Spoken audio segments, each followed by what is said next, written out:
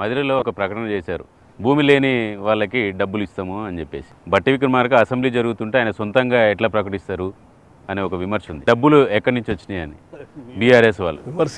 TRS వాళ్ళకి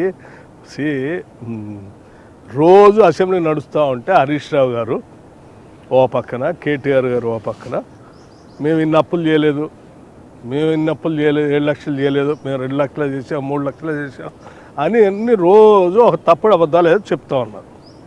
అబద్ధాలు చెప్తున్నప్పుడు మీలాంటి మీడియా మిత్రులంతా వచ్చేంటి వాళ్ళు అన్ని అబద్ధాలు చెప్తున్నారు, మీరే వైట్ పేపర్ పెట్టి 7.5 లక్షలు అన్నారు, ఏది నిజమని అడిగారు. సమాధానం చెప్పకుండా ఉండాలా? సమాధానం చెప్పాలిగా. మీ మీద ప్రివిలేజ్ కూడా నోటీస్ చెప్పేదాన్ని సమాధానం చెప్పాలి కదా.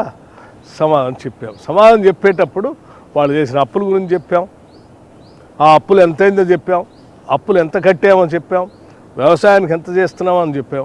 ఈ చేసే ప్రక్రియలో ఇంకో ఆయన నీలాంటి ఒక జర్నలిస్టు, భూమి లేని కూలీల మీద ప్రేమ ఉన్నటువంటి జర్నలిస్టులు వేసి సార్ అంతా భూమి ఇస్తూ ఉన్నారు, మరి మాలాంటి భూమి లేని కూలీలకు సంబంధించి నిరుపేదలకు మీరు హామీ ఇచ్చారుగా, మా చేరా ఓన్లీ భూమి లేని వాళ్ళకి పట్టించుకోరా పేదవాళ్ళని అన్నప్పుడు బాధ్యత కలిగినటువంటి మంత్రిగా, ఫైనాన్స్ మినిస్టర్గా ఏం చెప్తారు?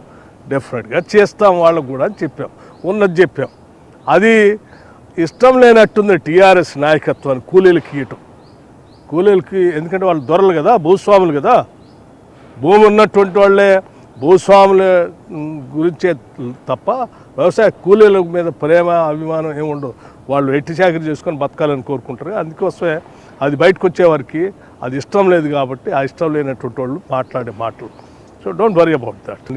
వాళ్ళే తయారు చేసిన రూల్ బుక్ను కూడా దానికి విరుద్ధంగా నేను సభలోకి ప్లకార్డ్స్ పట్టుకొని 4 రోడ్ల చౌరస్తాలో, లేకపోతే మనం ఇందిరా పార్క్ దగ్గర మనం ధర్నా చౌక్ ఉంది, అటువంటి ధర్నా చౌక్ దగ్గర పోయి నిరసనలు స్లోగన్స్ ఇవ్వాల్సిన స్థలాన్ని నీకు నిండు సభలో దాన్ని మార్చేశారు.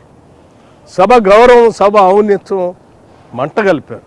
వాళ్ళు సభా నిబంధనల గురించి, ఉల్లంఘన గురించి మాట్లాడుతుంటే దెయ్యాలు వేదాలు వల్లించినట్టుగా ఉంది.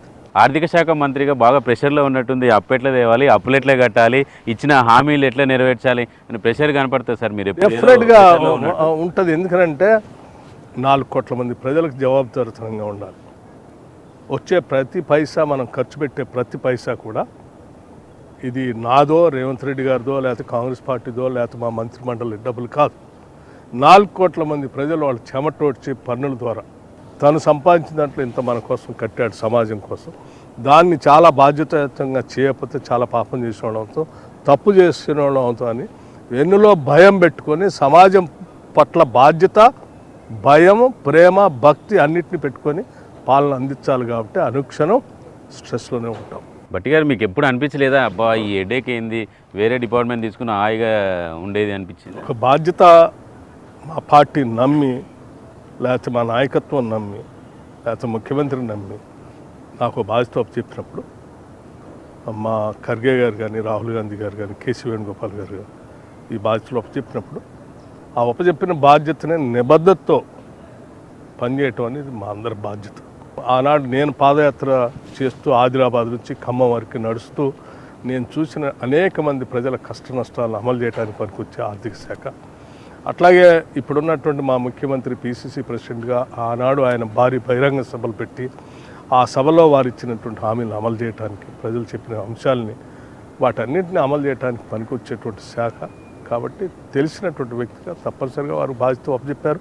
ఆ బాధ్యతని నిబద్ధతతో ఒంట్లో భయం పెట్టుకొని పనిచేస్తాం. Thank you sir, thank you very much. మొత్తానికి పేదోడి చెమట వాసన తెలిసినటువంటి వ్యక్తిగా, వాళ్ళు కట్టేటువంటి ప్రతి పన్నుని సద్వినియోగం చేసేటువంటి ఆర్థిక శాఖ మంత్రిగా ఎంతో వెన్నులో భయం పెట్టుకొని పనిచేస్తున్నామని చెప్పి బట్టి విక్రమార్క చెప్తున్నారు. హాస్టల్ విద్యార్థులకు సంబంధించి ఎలాంటి ఇబ్బంది కలగకుండా చర్యలు తీసుకునే బాధ్యత తనదే అని చెప్తున్నారు.